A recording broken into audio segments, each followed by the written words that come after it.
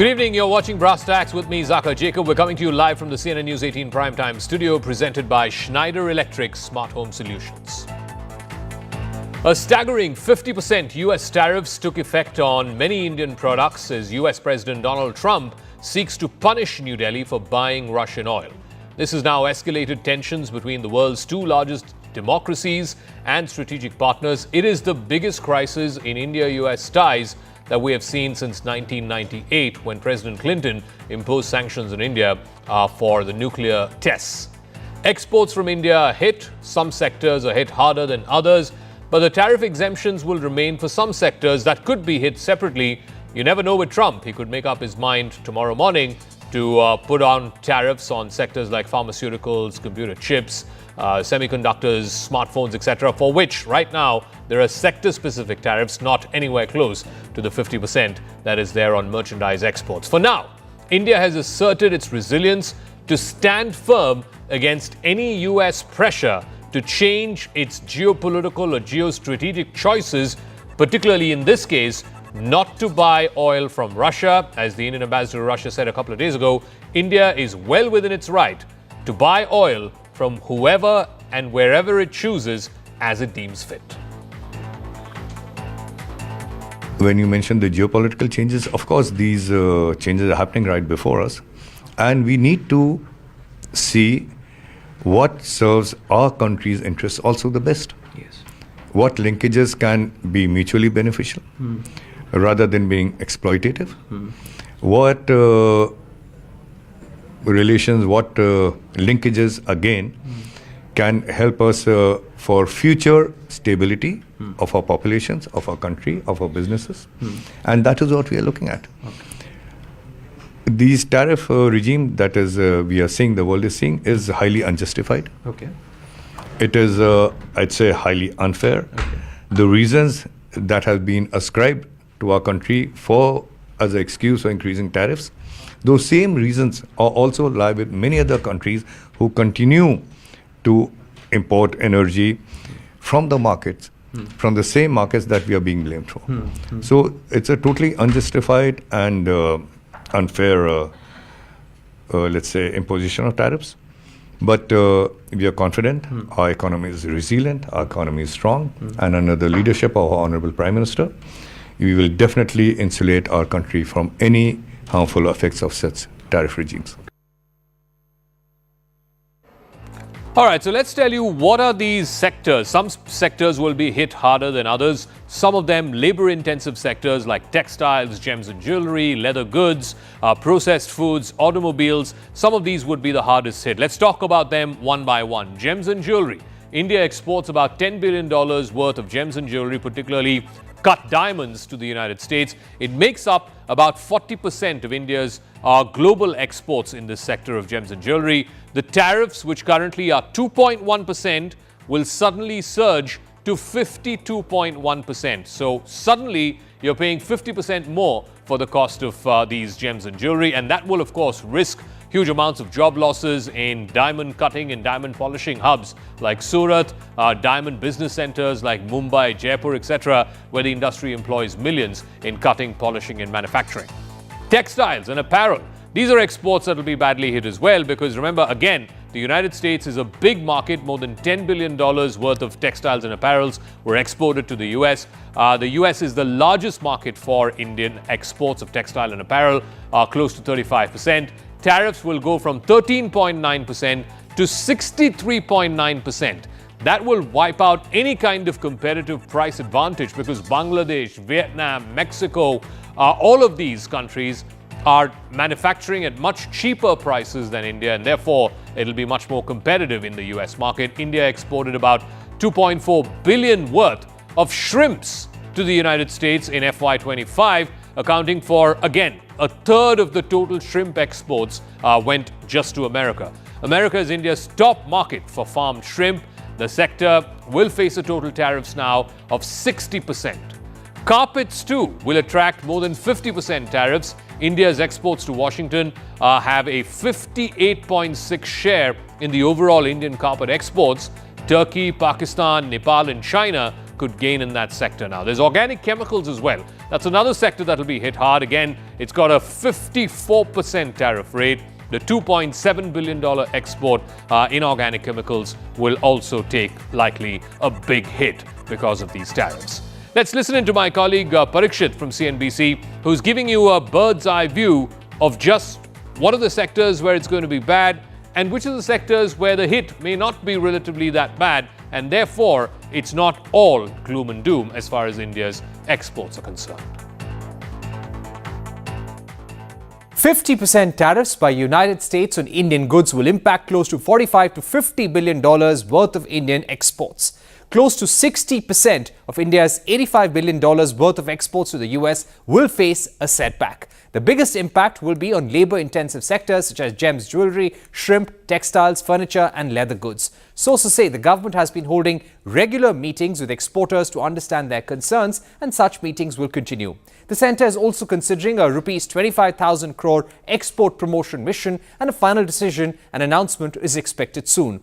For the moment, what will be the impact? Members of the RBI's Monetary Policy Committee have told me that there is ample monetary and fiscal space to absorb the tariff shock and avoid higher tariffs. The RBI has enough reserves to keep the rupee on a stable trajectory, and inflation too is expected to remain at comfortable levels for 2 to 3 quarters.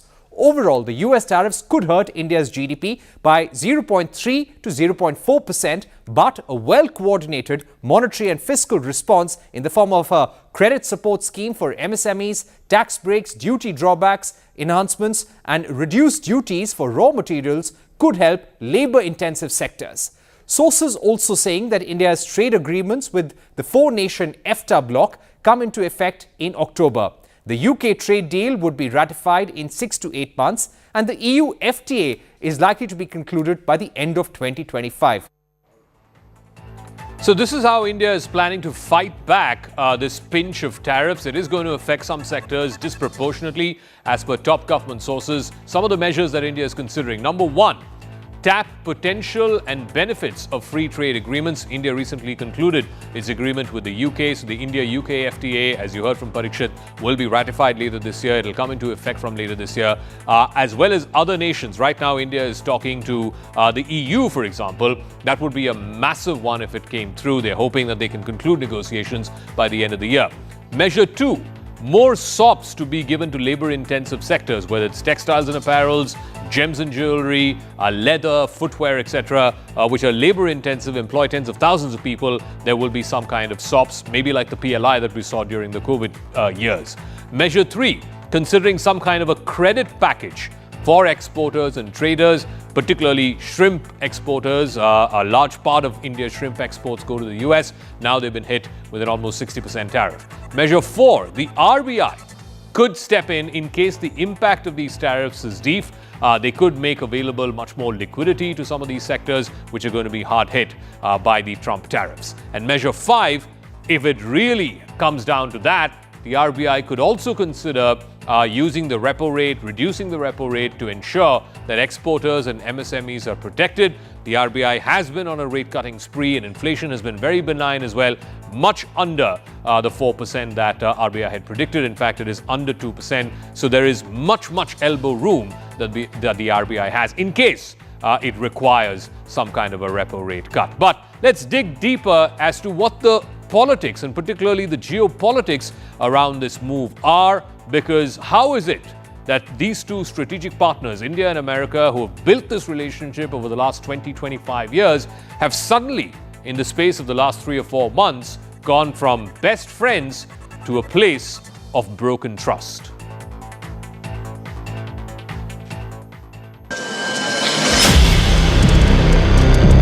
The United States has slapped punitive secondary tariffs on India over its purchase of discounted Russian oil.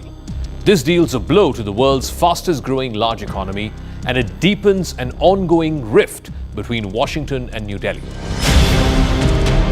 The 25% secondary tariffs come on top of a 25% reciprocal tariff. The secondary tariffs took effect at midnight US Eastern Time Wednesday, that is early Wednesday morning in India.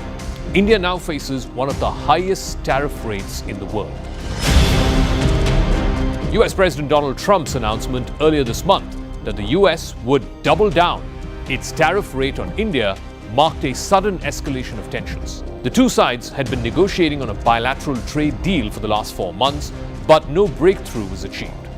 Negotiators had initially hoped that a first stage of a trade deal will be clinched by early summer, but that was not to be.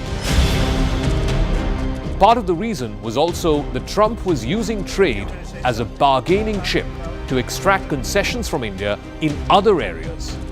On Tuesday, Trump once again boasted of using trade to bring about a ceasefire between India and Pakistan when tensions flared up back in May during the 4 days of Operation Sindoor. It's a claim that India has vehemently denied. I'm talking to a very terrific man, Modi of India. And they say, what's going on with you in Pakistan? Then I'm talking to Pakistan on trade. I said, what's going on with you in India? And the hatred was tremendous. Now, this has been going on for a hell of a long time.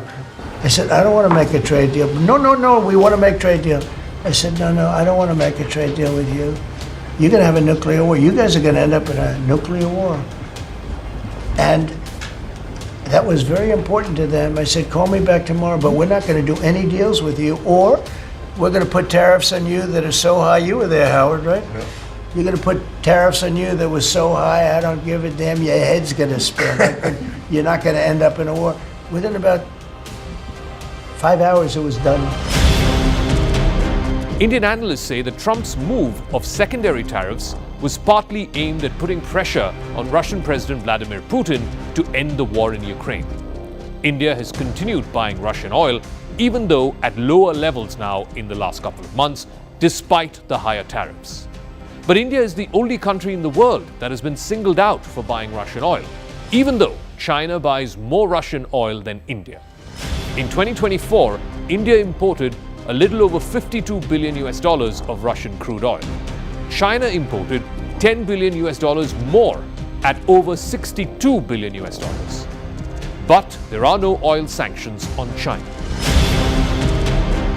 Trade talks had also stalled in part because of India's resistance to opening up the country's vast agriculture and dairy sectors, which are sensitive to the large farmers' vote bank. Prime Minister Narendra Modi has vowed to never compromise with farmers, small entrepreneurs, and dairy traders. US trade negotiators were to have come to Delhi this week, but that trip was called off. In response, the Prime Minister from Ahmedabad gave a clarion call for buying Swadeshi and becoming vocal for local. आज भारत की make in India इस यात्रा में एक नया अध्याय जुड़ रहा है। ये make in India, make for the world हमारे उस लक्ष्य की तरफ एक बड़ी छलांग है। The Global Trade Research Initiative has predicted that Indian exports to the US, which is its largest trading partner, could fall from $86 billion this year to about $50 billion in 2026. That would be a shortfall of about 30%, and that could be debilitating for many small-scale industries. Textiles, gems and jewelry, shrimp and carpets would be the worst affected, with these sectors bracing for up to a 70% drop in exports. And if that were to happen, it could endanger hundreds of thousands of jobs of people who depend on these small-scale industries. Economists have forecast that the tariffs could knock off as much as 1 percentage point of India's GDP growth. But others say India primarily has a domestic-focused economy, and therefore it is much less exposed than more export-oriented countries like China or countries in Southeast Asia. Semiconductors, consumer electronics like phones, and pharmaceuticals are exempt for now from these reciprocal and secondary tariffs, but they are covered by separate sector-specific tariffs. But the overall rate of 50% makes India among the worst-hit countries under Trump's tariff war. India is now on par with Brazil at 50%, but it's much higher than China at 30%, and neighboring countries like Pakistan, Bangladesh, and Sri Lanka, which are at 20% or below. The president has applied aggressive economic leverage, for example, the secondary tariffs on India, to try to make it harder for the Russians to get rich from their oil economy. He's tried to make it clear that Russia can be re-invited into the world economy if they stop the killing, but they're going to continue to be isolated if they don't stop the killing. I hear what you're saying about India. China is actually the largest buyer of Russian oil. They're Why no close. They're sanctions on about China? equal. Why no sanctions on China? Well, obviously, we have a 54% tariff on the PRC right now. So we've already applied pretty hefty sanctions on the Chinese. Meanwhile, the Indian government has been making overtures both to Russia and China. Prime Minister Modi is all set to make his first visit to China in 7 years this weekend. He will be there to attend the upcoming SCO summit. Foreign Minister Dr. Jaishankar last week was in Moscow. There, he encouraged Russian companies to engage more intensively with India. Some Indian officials believe that the current stalemate reflects a cooling of personal ties between Modi and Trump. Trump has been ranting against American manufacturers shipping jobs away to India and China. In fact, he recently threatened Apple for shifting some of its manufacturing to India. India had become the largest manufacturer of Apple iPhones in these last 6 months. Trump even mocked India's economy is dead. He even quoted India's biggest rival, Pakistan, by hosting its army chief, Asim Munir, for lunch at the White House. It's funny to have people who work for a pro-business American administration accusing other people of doing business. Okay, that's really curious. But here's the point: if you have a problem buying oil from India, oil or refined products, don't buy it. Nobody forced you to buy it. I mean, but Europe buys, America buys. So you don't like it, don't buy it. The extraordinary tariff of 50% puts India at a disadvantage in the global trading order, particularly compared to China and other neighbors which have substantially lower tariffs. Trump has declared a ceasefire with China, which has a more than $1 trillion global surplus and is considered the principal antagonist in Trump's trade war. So in that context, the 50% tariff on India risks undermining a key ally and a strategic partner of the United States. Also, American importers in recent years had tried to shift some of their manufacturing to India to lessen their dependency on Chinese factories. India's energy imports from America have also reached $6.5 billion in the first 6 months of 2025. That's a 70% jump over the same period last year. Similarly, India's imports from Russia seem to have halved from about 1.8 million barrels per day at the top end to now just about 1 million barrels per day. But that doesn't seem to have counted for much in Trump's scheme of things. India's economy, already one of the 5 biggest in the world and is expected to join the United States and China as the top 3 in the next few years, has weathered other storms in the past. The global financial crisis of 2008 did relatively little damage to India, which depended far less on international capital back then than most big countries. But India in 2025 is much more integrated in the world economy, and the disruption that the new tariffs have caused is already being felt. But more than the trade wars and the trade disruption, it's the damage that's been done to the trust between the Indian and American governments that is broken, possibly beyond repair. That relationship was cultivated by diplomats and policymakers from both sides for more than 25 years. That has now been thrown into the bonfire of Trump's vanities. So India has now been slapped with a 50% tariff, which is the highest, by the way, for any country, along with Brazil. In the case of Brazil, it was purely for political reasons. As far as India is concerned, the president seems to justify it by saying it's because India is buying Russian oil, even though China buys a hell of a lot more Russian oil, and yet China doesn't have these secondary tariffs. So I want to go across to Bill Drexel from the Hudson Institute. Thank you very much, Mr. Drexel, for speaking with us. First things first, a 50% tariff is a big blow to trade, particularly for a country like India, which exports a lot and exports a lot to the United States. The problem, though, has been the justification for it. The additional 25%, which is kicked in starting this morning here in India, the justification for it is India buys a lot of Russian oil, and therefore India somehow is feeding the Russian war machine, and therefore this is Trump's way of trying to get India to wean off the Russian oil. The problem is, as many Indian government officials, including the minister in charge, has said a few days ago, that 3 years ago when the war started, the then Biden administration actively encouraged India to buy Russian oil so as to stabilize global oil prices. Now, that virtue is being made into a vice. Yeah, absolutely. And I think one thing that's important to note here is definitely 50% tariffs collectively is an extraordinary amount. But from what we're seeing from the administration, this is two chunks of 25, and the rationales and the people behind each tariff are independent. There's considerably less coordination in this administration bureaucratically than we're used to seeing in other administrations. So you're right. Initially, there was a desire for India to help stabilize oil prices internationally through purchasing Russian oil. Trump, as is his fashion, is trying to make a really big play here. He's trying to do a really rapid shift. And yes, that has caused a serious reversal. And his administration seems to be willing to turn the screw pretty hard on trying to make that happen. The question with China, I think, is a good one, but I think it's more of a question of sequencing. So yes, China hasn't been hit with these tariffs yet. I'm not sure that it's safe to say that it won't be. My sense is that the administration is trying to sort out a number of things before it really takes on China head on.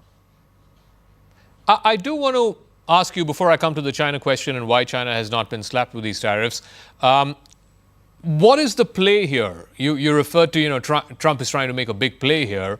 The view here in India seems to be that, he's got this misguided view that somehow by squeezing India, he will get President Putin of Russia to be more amenable when it comes to the peace talks and the peace agreement that eventually him and Ukraine have to get to. And India feels like, look, this is not our war. I mean, we have nothing to do with this war. It wasn't started by us. It's thousands of miles away. And frankly, this idea that India is some kind of leverage on Putin to behave better just doesn't cut ice in this part of the world. Yeah, I think that it's not so much that Trump wants to squeeze India to squeeze Russia. It's that Trump wants to squeeze Russia's finances, and it sees India as a key part of that and more perhaps tractable than what it can do with China now, which is another key part of that. The difference, I mean, this is not the only thing that Trump is doing to try to squeeze Putin. There's also the Azerbaijan deal and other levers he's trying to pull to maximize the pressure there.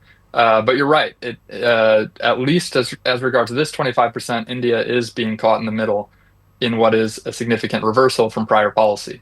So how does India then ensure good behavior? I'm just using that phrase a bit loosely, but good behavior on Putin's part, because willy-nilly, India has also become a stakeholder, if not a player, in these peace talks between Ukraine and Russia. I think it's going to be a difficult balancing act. At this point, we're seeing a number of issues in the U.S.-India relationship converge at the same time that are separable, but that makes the whole thing more complicated, including how India is going to relate to Russia and how India can try to address these concerns while also maintaining its position in the peace process and other diplomatic fora.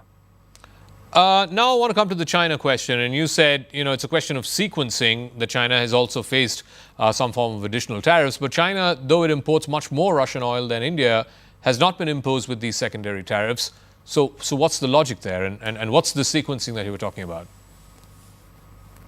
Like I say, I mean, there are two theories you hear thrown around a lot with regard to Trump and China right now. One theory is that he's going soft on China, perhaps because he wants to arrive at a big, beautiful deal with China. The second theory is that there are a bunch of kind of raging issues in the world that the United States has to kind of at least order a little bit better than they are right now. So that would include things like Iran, things like Israel's situation in Gaza, things like Russia's war in Ukraine, etc., and global trade. And the Trump administration is trying to get in a more favorable position with these kind of more immediate issues before it really sets its sight on China. I think that's the most likely explanation. China has leverage with critical minerals and other elements of the supply chain that, the United States has to prepare for. But I don't think that means ultimately, I mean, the United States has not exacted these tariffs on China, but it hasn't said that it won't either. So if I were Chinese economic advisors, I'd be nervous that this is coming. I want to get one final word. So the two options before India in how to respond to this is, either stay calm, stand your ground, and don't listen to all of the noise that's coming from the White House, and eventually Trump will cave in. And the other option, of course, is to retaliate. And India seems to have chosen the first option. China retaliated, and you said China had the leverage of rare earths. India doesn't have that leverage. Or, of course, you can do what Japan did and South Korea did and the European Union did, which is basically come down to the White House and kiss the ring. India, again, has not chosen to do that. Do you think that of these three options, the option that India has chosen is given its own limitations, given its own repertoire of what it has in terms of leverage, this is perhaps the only course of action available? Well, I think, as I mentioned before, while the many issues that are really afoot with the U.S.-India relationship are separable, I think it's difficult to actually deal with them entirely separately. My sense is that allowing, basically standing ground, if this trade spat plus Russian spat turns into a major rupture between the U.S. and India, that would be nothing short of a strategic disaster for both countries. So my sense is that something probably has to be done. You're right that the situation with Russia and Ukraine could evolve such that the pressure on India changes. But my sense is, this is not the only 25% tariffs that India is facing, and both need to be addressed. There will be tremendous economic consequences on India if they are left unaddressed, and really vast geostrategic consequences for both countries if this trade spat turns into a major rupture. All right, Mr. Bill Drexel from the Hudson Institute, thank you very much for joining us with your thoughts and perspective on the lay of the land, as it were. Now, it's a new reality. It's something that India has to contend with, and it is going to be some amount of economic pain over the next few weeks and months. Thank you very much for joining us here on CNN News 18. Thank you. Well, India has said that these tariffs are unjustified, they are unfair. Yes, but they're also a reality, and India will have to contend with it. I'm now joined by Neil Mahoney. He's a professor of economics at the Stanford University. Thank you very much, Professor Mahoney, for speaking with us. So these additional tariffs that have been imposed by the Trump administration, it's commonly referred to as the oil tariffs for the import of Russian oil, they've now come into effect starting this morning here in India. As a result, India is effectively paying a 50% tariff, that's 25% reciprocal tariffs that were slapped earlier in August, and an additional 25% specifically on the import of Russian oil. Notably, India is the only country in the world that's facing these secondary tariffs. There is a strong feeling here in India that this treatment, the singling out of India, is unfair and unjustified. How would you view this situation? Yeah, so look, first, as an economist, and I think I speak for the vast majority of my profession, I think tariffs are bad economic policy. They raise prices for consumers, they hurt producers, millions of companies in India that have designed products that appeal to the US market. So that is bad for economic efficiency, it's bad for growth. On the secondary tariffs that came into effect this morning, I'm sympathetic with the administration's goal, which is cutting off resources to Putin and his war machine. My hope is that there are better tools that can be used to achieve that outcome. Like you said, the secondary tariffs are not applied to other countries that are importing Russian crude, that they impose large hardship on Indian companies that cannot make decisions about Russian crude. So I hope there's another way, but at the end of the day, also India needs to reduce the amount of resources they provide to Russia and wean themselves off Russian crude oil. So I'll come to the geostrategic or geopolitical logic of the secondary sanctions in a second. But if you were to purely go by the economic logic behind the secondary sanctions, as you mentioned, the United States should have imposed these secondary tariffs on China because China is the world's largest importer of Russian oil. Similarly, it should have applied the same to the European Union, which is the largest importer of Russian gas. So purely from an economic standpoint, if we were to look at it purely from an economic logic, does the argument of these secondary tariffs hold up? Look, I agree with the objective of cutting off resources to Russia, and my hope is that the administration can get to that goal with sort of the limited collateral harm on companies and on countries throughout the world. No, it doesn't seem fair that India is singled out. I hope this is temporary and that the United States and India can adjust their policies so that we achieve the outcome. So what then is your best plausible explanation for why these tariffs have not been imposed on China? The US and China are currently engaged in trade negotiations. I believe it's been paused for another 3 months. And China appears to be getting a great deal of leniency, something that India is not getting. India is a strategic partner, a friend, and certainly not a competitor to the United States like China is. So if the entire rationale behind imposing these tariffs on the rest of the world was to shift manufacturing jobs back to America, then logically those tariffs should have been primarily directed at China. Instead, China seems to be getting reprieve after reprieve, while America's close partners and allies, and I'm not just talking about India. I mean, you look at Japan, you look at South Korea, Europe, they're the ones who are bearing the brunt. Look, it's hard to come up with a consistent rationale for the administration's tariff policies. They will throw out arguments, but a week later or 2 weeks later, they then take actions which undercut the rationale they're proposing. So I've got to a point where I think the administration likes the power and the leverage they have from tariffs. They try to backfill economic arguments, but I don't take those arguments too seriously. So how do you see this situation then playing itself out? It's been about 6 months since Trump came into office, and these tariffs have been in effect for the last couple of months or so. Economists had initially predicted that these tariffs would ultimately hurt the American consumer, that inflation would rise, growth would slow down, consumer spending would drop, consumer confidence would drop. But at least over the last couple of months that these tariffs have been active, that has not quite been the case. In fact, the administration is making the case that they've got tens of billions of dollars in these tariffs, and it's actually added to the American exchequer. Yes, so like you said, there was huge concern when the tariffs were initially announced in April that it would crater the U.S. economy. The stock market dropped precipitously.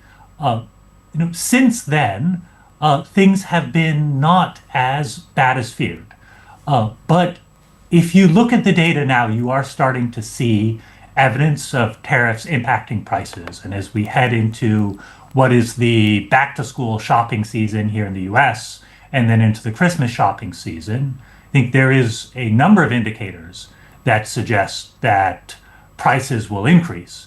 And I suspect that the administration is concerned, and that's why they've been putting pressure on the Federal Reserve Bank to cut interest rates, because they see price increases coming down the pike, and they're concerned about higher prices combined with a slower economy. But what about overall growth numbers itself? Do you see a sort of lag effect play itself out if this were to continue, if the tariffs were to continue for the next few months? Then you might see a lag effect, you might see growth slowing down. But right now, you're not seeing any immediate or direct slowdown in growth as a result of these tariffs being imposed. Why is that? So, the U.S. economy has been, to some extent, propped up by massive investments in AI. 70% of the U.S. economy is consumer spending. And this year, consumer spending has slowed as consumers have become fearful of tariffs and because they expect unemployment to increase. On the other hand, we have seen an unprecedented and spectacular investment in AI data centers, in compute, to power what is maybe a generational burst of innovation. And if you look at the stock market, if you look at the GDP numbers, it's that AI investment which is powering the US economy. All right.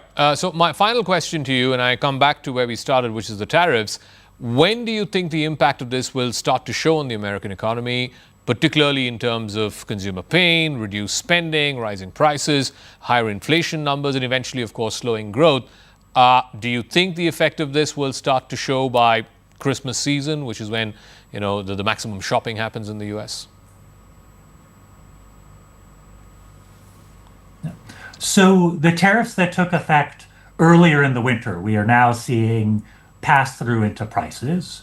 So rolling that forward, most experts, including myself, anticipate the tariffs that came into effect in April and May and June will hit consumers' pocketbooks as we go into the fall. Now, the impacts are not going to be catastrophic. It's about 10% of the economy, which is imported. Tariffs are about 15 or 20%. So you put that together, it's a 1.5% price increase. But that's real, and that's moving us in the wrong direction of controlling inflation. So I do think that as we head into the fall, we are going to see prices, inflation accelerating, and there's going to be increasing concern. All right, Professor Neil Mahoney, Professor of Economics at the University of Stanford. Thank you very much for joining us on an important day such as this, when the secondary tariffs on India for importing Russian oil, which totals up to 50% in all, have been slapped on India and have in fact been kick-started effectively. All right, some domestic political stories. DMK chief and Tamil Nadu Chief Minister Mr Stalin today joined Rahul Gandhi's Vote Adhikar Yatra in Bihar, and he echoed the vote chori allegation which the Congress and the rest of the opposition have been making. Addressing a rally, Stalin accused the BJP of subverting democracy. He called voter deletion worse than terrorism. But the BJP was quick to remind voters of Bihar of all the distasteful remarks that various DMK leaders have made in the past against Biharis. But the India bloc is confident that the show of strength will help push the narrative of vote chori or voter theft. 62 லட்சம் பீகார் மக்களை வாக்காளர் பட்டியலில் நீக்கிறது ஜனநாயக பொறுப்பு. 65 लाख बिहार वासियों को मतदाता सूची से हटाना लोकतंत्र की हत्या है. சொந்த மண்ணில் பிறந்து வாழ்ந்த மக்களை வாக்காளர் பட்டியலில் நீக்கிறதை விட பயங்கரவாதம் இருக்க முடியுமா? अपने ही जन्मभूमि में जहां लोग रहते हैं उन्हें मतदाता सूची से हटाना क्या ये आतंकवाद से भी खतरनाक नहीं है? कि ये पहले गुजरात में शुरू हुआ, ये 2014 से पहले गुजरात में शुरू हुआ और 2014 में नेशनल लेवल पे ये लोग इसको लाए. गुजरात मॉडल आर्थिक मॉडल नहीं है, गुजरात मॉडल वोट चोरी करने का मॉडल है. Well, the DMK is no stranger to controversies when it comes to its leaders making disparaging comments against those hailing from Bihar and Uttar Pradesh. The BJP put out several videos putting both the RJD and the Congress in the dock. Most infamously, back in 2024, DMK Member of Parliament Dayanidhi Maran had said that people from Bihar clean toilets in Tamil Nadu. In 2023, DMK leader R.S. Bharati had said that learning Hindi will give you a job only as a Pani Puri seller. In 2021, another DMK leader, K.N. Nehru, had said that Biharis lack brains, yet they're being hired in Tamil Nadu, snatching jobs of the locals. In 2017, the Chief Minister himself, Mr Stalin, had said that the northern states failed to create jobs, hence people from North India have to migrate out of the state, come to places like Tamil Nadu in search of jobs. आज क्या जरूरत पड़ गई है कि वो बिहार आकर के अब अपने गठबंधन के लिए यहाँ आकर के वोट मांगे? ये जवाब उनको भी पहले देना चाहिए कि जिस तरह की टिप्पणी उन्होंने पहले की थी, क्या उसके लिए आकर के राहुल गांधी और उनके नेता स्टालिन माफी मांगेंगे? उसके बाद ही यहाँ की जनता से वोट की अपील करने के लिए वो फिर काबिल माने जाएंगे. Your DMK people have been abusing the Biharis. the Bihar people as illiterates, as Panipuri sellers, as toilet cleaners in Tamil Nadu. I challenge you, Mr. M.K. Stalin. If you have the guts, you go and tell Bihar people today, Mr. Stalin, you are anti-Bihari, you are anti-Indian, and now you are trying to act and go there for votes. All right, Sanju Verma, national spokesperson of the BJP, joining us. A. Saravanan is spokesperson of the DMK. Saravanan, your leaders had called Biharis Panipuri sellers and toilet cleaners. Why is your leader going there and seeking their votes for the India alliance? Yeah, because no other leader in this country, Zaka, has done so much for the OBCs of this country, for the oppressed Hindus of this country. See, Bihar will love our chief minister because he fought for OBC quota in the All India medical seats. The BJP refused to give them. Until now, more than 10,000 students across the country has been benefited by that. People of Bihar will love our chief minister because the way the Biharis are thriving here in the state of Tamil Nadu, we welcome them with both hands. But that's not what your leader said 5 years ago. He said northern states fail to create jobs. That's why they are forced to come to places like Tamil Nadu and look for jobs. That may be a fact. That may be a fact. But what is happening here in the state of Tamil Nadu? How are we treating them? See, not a few months back, the 10th standard exam results were announced. A Bihari girl aced Tamil. The entire state feted her. That is how we revere. And what moral right the BJP has got to speak about this? They are the anti-Tamils. We know what they did? They mocked rabidly racist comment. Advertisements were issued by the BJP on the eve of Orissa elections. So, Mr. Amit Shah said, can a Tamilian rule Orissa? So there's nothing racist about calling Biharis Panipuri sellers or toilet cleaners. There's nothing racist about that. When Mr. Modi and Amit Shah, after making disparaging remarks about the Tamils and sanctioned a rabidly racist advertisements, has the audacity shamelessly come here and seek votes in the state of Tamil Nadu, when our chief minister has done so much. Sanju Verma, he's a champion of social justice. You have played anti-Tamil politics, you have said anti-Tamil things, disparaging things about Tamil people, and then you still go there and seek votes in Tamil Nadu. The DMK is no different. I mean, he's saying they're fetting North Indians, they're fetting Biharis in Tamil Nadu. Zaka, now, I heard him. I don't wish to be interrupted. Let your audience know this. So you gave a very comprehensive introduction, but I think it's worth reinforcing. Biharis are toilet cleaners. Biharis are uncultured. Biharis are unfit for decent jobs. Biharis know Hindi, and hence they are suitable only for low quality manual labor. Biharis are dacoits and rapists. Biharis are brainless. Biharis indulge in cultural invasion. Biharis can only sell pani puris. Biharis are tax frauds. Biharis should be kicked out of Tamil Nadu. And not only N.K. Karunanidhi made these statements about Biharis in 2010, his son, the reigning chief minister of Tamil Nadu, N.K. Stalin, said Biharis are only fit for being laborers. But I am appalled at Dayanidhi Maran, who was also once upon a time the Union Telecom Minister. And what does this man say? Sundar Pichai is a Tamilian. See, he heads a global IT company. But you know what North Indians are capable of? All these Biharis and Uttar Pradesh people who come to Tamil Nadu, you will see them ending up cutting vegetables in somebody's houses or cleaning somebody's toilets or doing low quality manual scavenging work. This is a man who's been a union minister, has been Rajya Sabha MP for the longest time and is related to Stalin and Karunanidhi's family. If there is one dynasty in Tamil Nadu which is shameless, it is the N.K. Stalin dynasty. And as far as Prime Minister Narendra Modi goes, I did not want to make this personal, Zaka, but this cannot go unchecked. He said that Narendra Modi has made anti-Tamil statements. We have the Kashi Tamil Sangamam, which Narendra Modi and his team take personal interest in organizing every year in Kashi, in Varanasi since 2022. There is the Saurashtra Tamil Sangamam, which is organized in Gujarat thanks to Prime Minister Narendra Modi's personal interest in promoting Tamil culture. And let me tell you, at the drop of a hat, be it the budget, be it during celebrating Diwali or going abroad. If there is one man who's promoted the works of Thiruvalluvar, it is Prime Minister Narendra Modi. But what has Stalin done? So Saranan, you know, installing the Sengol in Parliament, having the Kasi Tamil Sangamam, quoting Thiruvalluvar at the United Nations. I mean, the Prime Minister has done umpteen things for promotion of Tamil and Tamil people and the Tamil identity. Yeah. See, Zaka, those are words from the mouth. They are not words from his heart. His heart is with the Hindi people. He does not care about the state of Tamil Nadu or the people of Tamil Nadu. He is not releasing funds.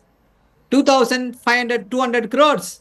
He says, have Hindi as the third language. If you don't read Hindi as the third language, we will not give you funds. This is what the Prime Minister is doing to the state of Tamil Nadu. Let her say whatever she wants to. People of Tamil Nadu are not going to be swayed by what she says or what Mr. Modi says. We know the intention of the BJP. The issue here is this. The issue is the allegations of vote theft. Democracy is in peril. And our Chief Minister, Mr. M.K. Stalin, has questioned the legitimacy of this government. He said, you are formed the government on allegations of vote theft. What has the BJP got to say? Why the Prime Minister has not said a single word about this? This is shocking. Everybody is questioning the legitimacy, but he is keeping quiet on that. Saranan, your party won the 2021 elections. Big majority that Mr. Stalin's government has. Nobody in the BJP said you won it because of vote chori.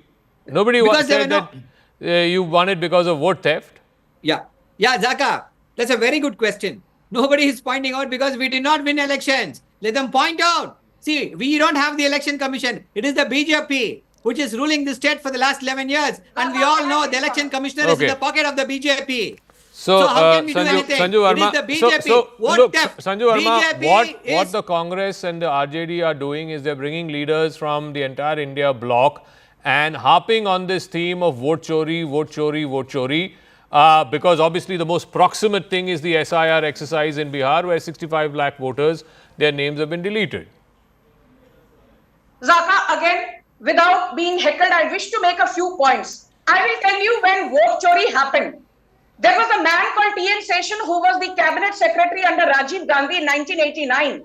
Between 1990 and 1996, he was made the chief election commissioner in a classic case of quid pro quo. Then there is a man called M.S. Gill. He was the CEC between 1996 and 2001. In 2008, M.S. Gill was made the Union Sports Minister by Sonia Gandhi's kitchen cabinet. Another classic case of quid pro quo. There's a man called Naveen Chawla who was declared the Chief Election Commissioner by Sonia Gandhi, and Naveen Chawla happened to be the CEC when the 2009 Lok Sabha election results were declared. Another classic case of quid pro quo.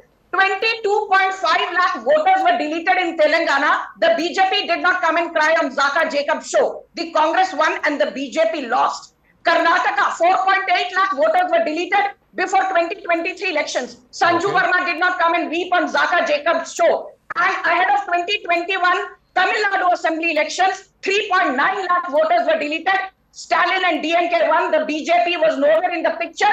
Basically, Stalin, Rahul Gandhi, Tejasvi Surya. This entire cabal is a bunch of sore losers. Do you remember that famous saying in English? A bad workman blames his tools. और मैं ये कहना चाहूंगी, चोरी ऊपर से सीना जोरी, थोड़ी शर्म करो, उल्टा चोर कोतवाल को डांटे. That is what M.K. Stalin is. Today, Tamil Nadu has a debt of more than 8.5 lakh. Thank you very much, Sanju Verma and A. Saravanan for joining us. Let's see. Frankly, I don't know what merit there is, what political capital there is really for somebody from Tamil Nadu or Kerala or Karnataka to be going and campaigning in Bihar. D.K. Shivkumar, for example, was there a couple of days ago. Anyway, let's round off this edition of Brass Tacks with massive floods and landslides triggered by record-breaking heavy rain in Jammu and Kashmir, Himachal, in Punjab. In total, more than 36 people have died. The water level in the North Indian region is raging. Rivers have dropped, but the scale of the damage has been devastating. Entire residential areas have been washed away in certain areas. More than 5,000 people have been evacuated from the banks of various flooded rivers. Low-lying areas have been completely inundated. News 18 gets you a sense of this vast trail of death and devastation that's been left behind with these massive rains in large parts of northern India. जो स्थिति है वो कल से ज्यादा भयावह हो चुकी है, क्योंकि कल आपको ये दिखाएंगे कि सामने जो चौथा ब्रिज है वो डैमेज हुआ था, लेकिन आज समूचा रोड बह गया है। यानी कि आप देख सकते हैं कि जो भगवती नगर की तरफ जाने वाला रोड है वो ही अब बह चुका है। इस वक्त प्रशासन की तरफ से हाई अलर्ट घोषित कर दिया गया है। ये वो बैराज है जो यहाँ पे तवी लेक के लिए बनाया गया था, लेकिन इस पानी के बहाव में वो भी बह चुका है। और आपको मैं दिखाऊंगा कि इस वक्त आप तवी नदी देख सकते हैं, उसका बहाव देख सकते हैं, और बरसात जम्मू में लगातार बनी हुई है, जिसके चलते अब जो चुनौतियां हैं वो पहले से ज्यादा बढ़ी हुई हैं। लोगों को हिदायत दी गई है कि जो निचले इलाके में रहते हैं वो अपने मकान को खाली करके सेफ मकामात पे चले जाएं, क्योंकि इस वक्त कोई भी नदी हो, चाहे तवी नदी हो, चाहे चिनाब नदी हो, वो अभी डेंजर लेवल से अबव है, यानी कि खतरे के निशान से काफी ऊंची है। चुनौतियां इसलिए भी बनी हुई हैं कि अभी भी जो बरसात है वो अभी पहाड़ों पे और मैदानी इलाकों में अभी बंद नहीं हुई है। यानी कि प्रशासन के लिए चुनौतियां अभी भी बनी हुई हैं, लोगों के लिए चुनौतियां अभी भी बनी हुई हैं। काफी लोगों का जो है मकानों को क्षति पहुंची है, दुकानों को क्षति पहुंची है। ऐसी बरसात पिछले 100 सालों में जम्मू संभाग ने नहीं देखी है, लेकिन जिस तरह से ये बरसात हुई है उसने कहीं न कहीं लोगों में चिंता अब बढ़ा दी है, क्योंकि 29 अगस्त तक ये प्रेडिक्शन है कि ये बरसात हो सकती है। और इस बरसात के चलते यहाँ पे जो चुनौतियां हैं, यहाँ पे जो चैलेंजेस हैं, यहाँ पे जो एक तरह से खौफ है लोगों में वो बना हुआ है। क्या कहेंगे, रोड ये पहली दफा वॉश आउट हुआ, पहले इसे कभी देखा नहीं, इतना भयानक मंजर तो कभी देखा नहीं मैंने मेरी अपनी जिंदगी में। आम लोगों में इस वक्त कितना डर, जिस तरह बरसात आ, तो डर तो बहुत है, डर बहुत है, डर तो बहुत ज्यादा है। तो देख सकते हैं लोगों में खौफ बना हुआ है, लोगों में डर बना हुआ है। लोग इस वक्त इस टेंशन में है कि जो बरसात है वो खत्म नहीं हो रही है, और ये बरसात यदि ऐसे ही चलती रही तो काफी चिंताएं जो हैं वो हो सकती हैं। प्रशासन अपील कर रहा है लोगों से कि आप कोऑपरेट कीजिए, एहतियात कीजिए और घरों के भीतर रह के अपने आप को सेफ रखिए।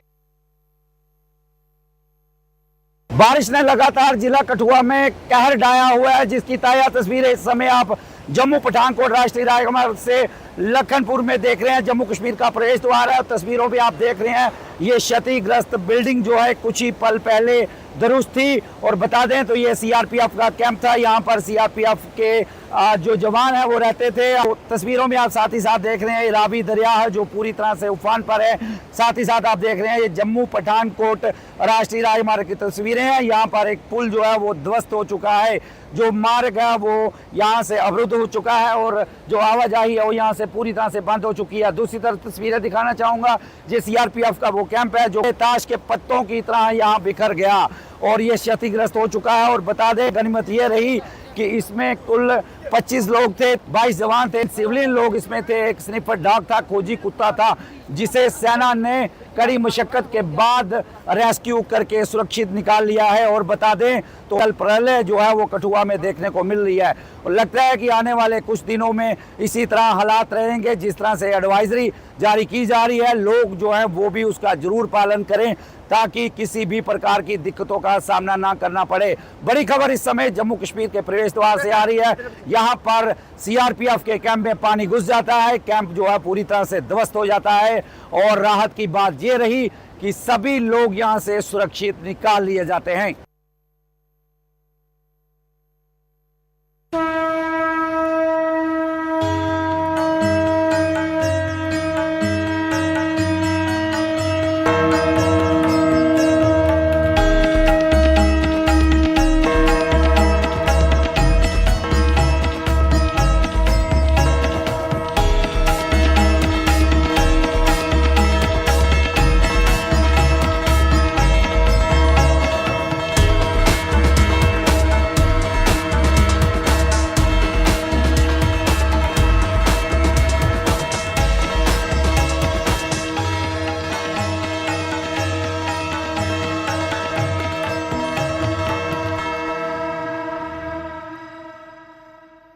Thank you for tuning in to Brass Tacks from the CNN News 18 Primetime Studio, presented by Schneider Electric Smart Home Solutions.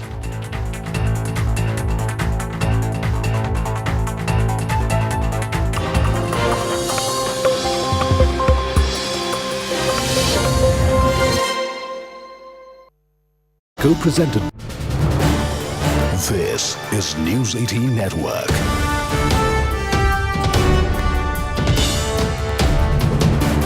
India's largest news network. Speaking of United States and Donald Trump, has the US president wavered from his America First agenda? Some of his MAGA base definitely feel so, because the US president has now defended a proposal to grant student visas to 600,000 Chinese nationals as part of ongoing trade talks with Beijing. So what's behind this pivot? I delve deeper.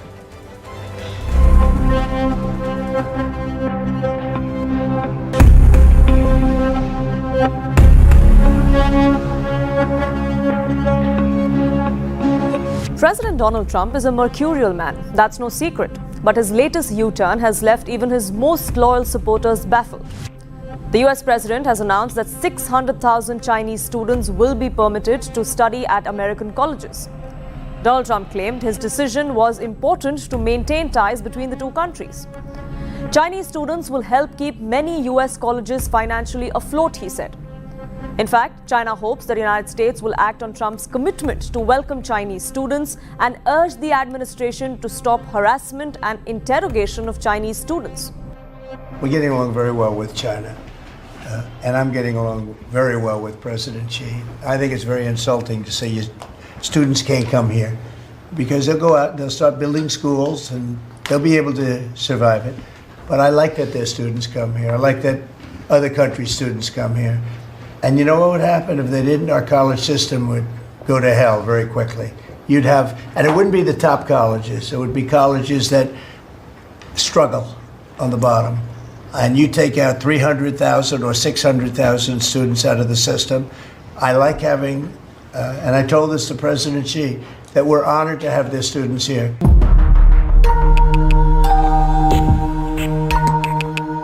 But this announcement comes at a time when the Trump administration is cracking down on illegal immigration. His base, especially hardline MAGA supporters, push back strongly. Many saw this move as a betrayal of his America First agenda. Some said Americans were tired of decades and decades of this treason.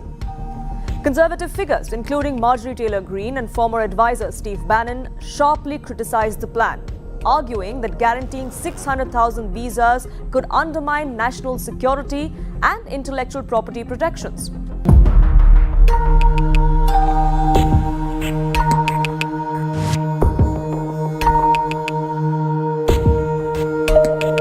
The latest stance of the US president is also a stark contrast to what the Trump administration had said 3 months ago. In May 2025 visa policy change statement, Secretary of State Marco Rubio had said, the US State Department will work with the Department of Homeland Security to aggressively revoke visas for Chinese students. The statement read, and I quote, "We will also revise visa criteria to enhance scrutiny of all future visa applications from People's Republic of China." So then what changed? For one, the ongoing trade negotiations with China. By treating visas for students as a gesture of goodwill, Donald Trump aimed to ease tensions and highlight shared economic and educational interests. Trump's tariffs have threatened to deteriorate US-China relations over the past year, but Beijing too has been playing hardball. Tit-for-tat tariffs would throw the American economy in a tizzy, and Donald Trump is well aware of that. That explains why Washington and Beijing reached a trade truce and decided to give negotiators more time to find common ground.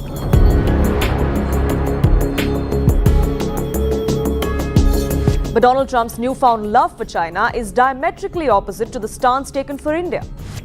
Indian students experienced massive upheaval, with thousands having their student and exchange visitor program records terminated or their visas revoked, sometimes even for minor undocumented reasons. This has created widespread fear, legal confusion, and instability. A study, in fact, found that 50% of reported visa revocations affected Indian students, making Indians the most affected group, followed by Chinese students. In fact, the Chinese students made up for roughly a quarter of foreign students in the United States. That figure stood at 270,000 during the 2023-2024 school year. Meanwhile, in that same period, 331,000 Indian students were studying in the United States. So why does then Trump want Indian students out, but not the Chinese? Well, maybe because Chinese students like to return to their homeland, unlike Indian students who chose to stay there and work for American and European companies. Students who graduate in science, technology, engineering and mathematics, or STEM fields as they're called, often apply for a 24-month extension.